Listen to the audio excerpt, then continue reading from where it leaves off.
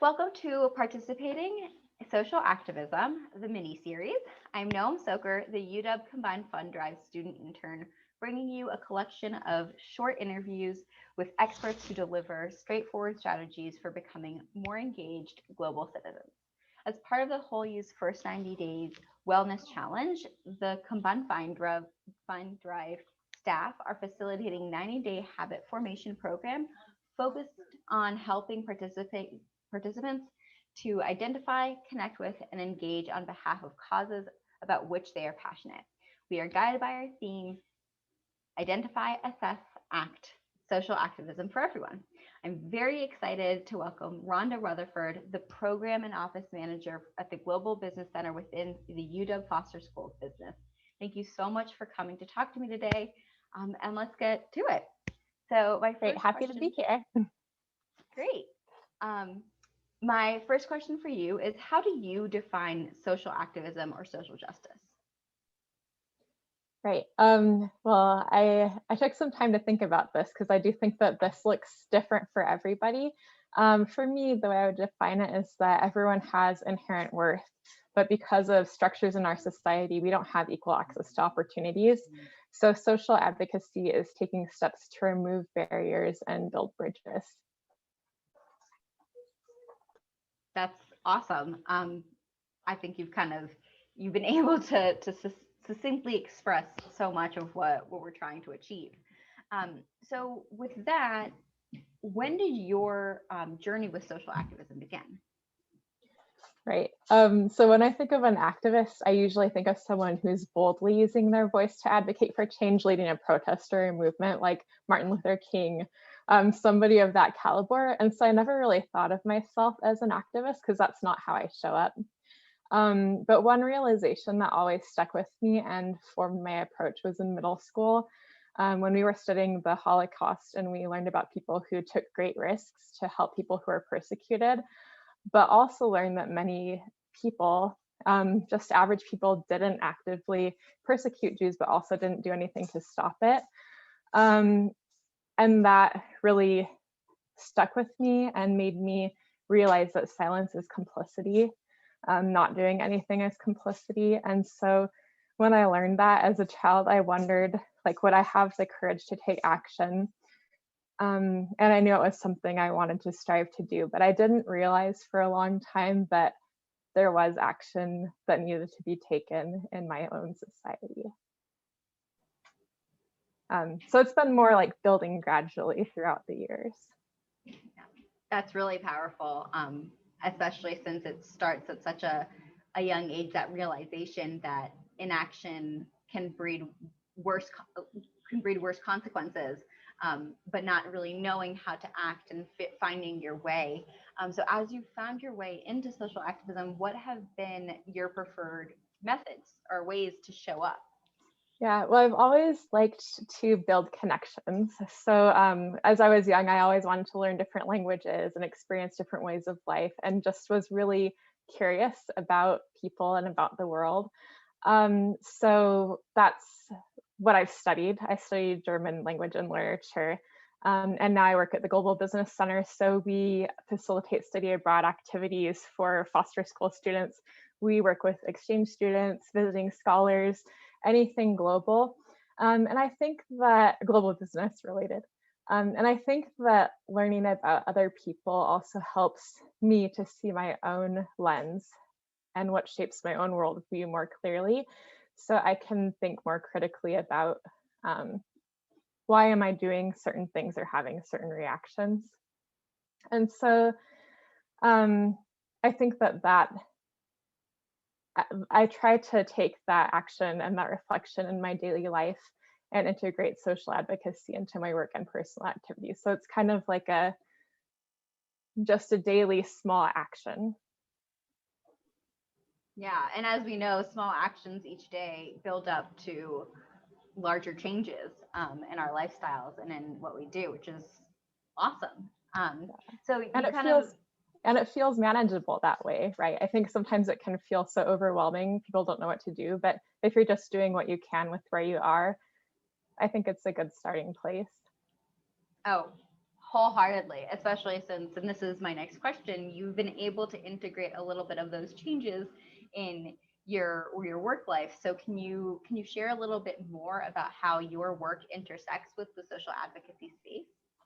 Right. So I think that, and I'm looking at this from a diversity, equity, and inclusion framework.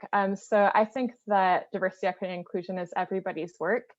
And so each of us can find ways to integrate that work into our daily lives, both at work and personally. And so at the Foster School, we had this structure set up of community of practices where people could work together to share best practices and share information on different topics. So we had one set up for reporting, for working with alumni in different categories. And I saw that framework and thought, we need to have a space to share best practices for diversity, equity, and inclusion. So I spoke with people who are already doing that work at the Foster School to learn more about, was this something that was needed? Maybe it's something I just didn't know about because I've only been in my position for a year and a half. So it was hard for me to find that information. But through that framework, now we've been able to set up monthly meetings. We have about 75 faculty, staff, and a few PhD students who are active, and about 25 different people attend meetings each month. And we have different subcommittees working in different spaces, like student-facing initiatives. We have a DEI digest that sends out like parsable ways about what's happening at Foster and what people can do to stay engaged, to learn more, to take some action. I actually am not one of the people who's creating that DEI digest. So what's been great is that people have taken the lead on the areas that they feel passionate about and are doing the work in their own areas. And I think that that's led us to be able to have a lot more impact because it's kind of rippling out, right? Like I manage the monthly meetings, but everyone is doing the work. I love watching people acknowledge that we need to leverage each other's strengths and that it makes the community effort more potent, and you're actually able to get these results. It's fantastic to hear that Foster is providing that space and that platform for people to learn and to show up in a way that works for them. If other individuals, people on campus are curious about learning more with Foster's DEI work or getting involved, how could they do that? So I think a good place to start would be actually to email me. So again, I'm Rhonda Rutherford. My email address is rondstar, RONDSTAR @uw.edu for our community of practice specifically, because I know that there are people who want to learn about what else is happening in DEI space, other community of practices within UW, or like if people want to set up their own, then we can all talk together and share those best practices and then be expanding our impact. So up until now, our community of practice has been pretty focused on getting ourselves set up, learning about Foster, what's happening here, and like building that foundation. But I think especially moving into this next year, we'll be looking to collaborate with groups across campus. So just reach out and let me know what you want to know, or ways that you think we could collaborate, and we'll see what happens. Awesome. I love that university unity and kind of bringing everyone together to share what they know.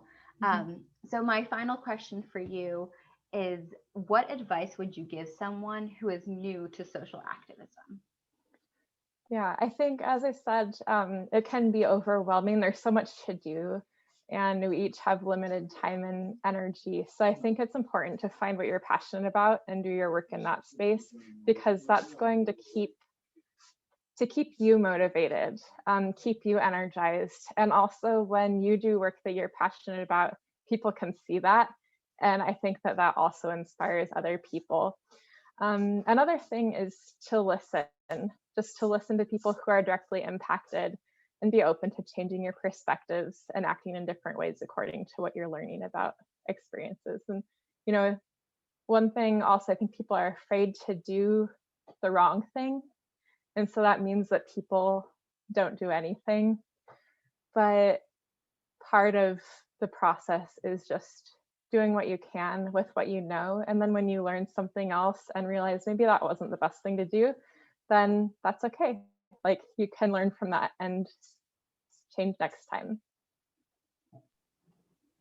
That's fantastic. Listening, little things, learning as you go.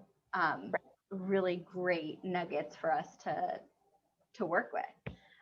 Thank you so much for your time, Rhonda. It's been a pleasure talking to you, and we'll keep having these conversations. And if anyone has questions, they can reach out to me, and I can forward them to you. Sounds great. Yes, looking forward to it.